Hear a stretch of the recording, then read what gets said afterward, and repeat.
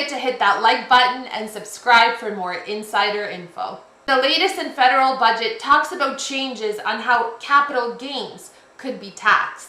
Now, if you're not familiar, capital gains is the profit that you make when you sell your property. Usually, you're only taxed on half of that gain, so 50%. But with the proposed changes, anything over $250,000 might be taxed a little bit differently. Currently, only half of the profit from the capital gains comes under the taxable bracket. So if you sell your vacation home for $100,000 more than what you had purchased it for, only $50,000 of that will be taxed.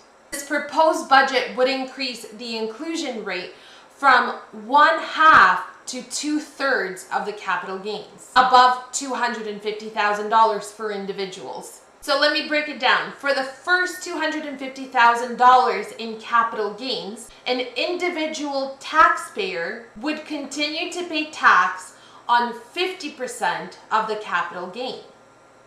For every dollar beyond $250,000, 2/3 will be taxable. The corporations and trusts are not so lucky. The budget also proposes to tax all the capital gains earned by corporations and trusts. If adopted, these tax changes are going to take place in June 2024. They also say that taxpayers who inherit the property or are gifted a property and then sell it could be faced with higher rates on capital gains. But of course, that could be changed depending on the size of the gains and also if the property becomes a primary residence. But here's the deal. For those of you selling your primary residence, your home sweet home still keeps its tax exemption. And for those investors out there, I think it's time to re-strategize what you're going to do this year and going forward. As always, in real estate, timing is everything. These new considerations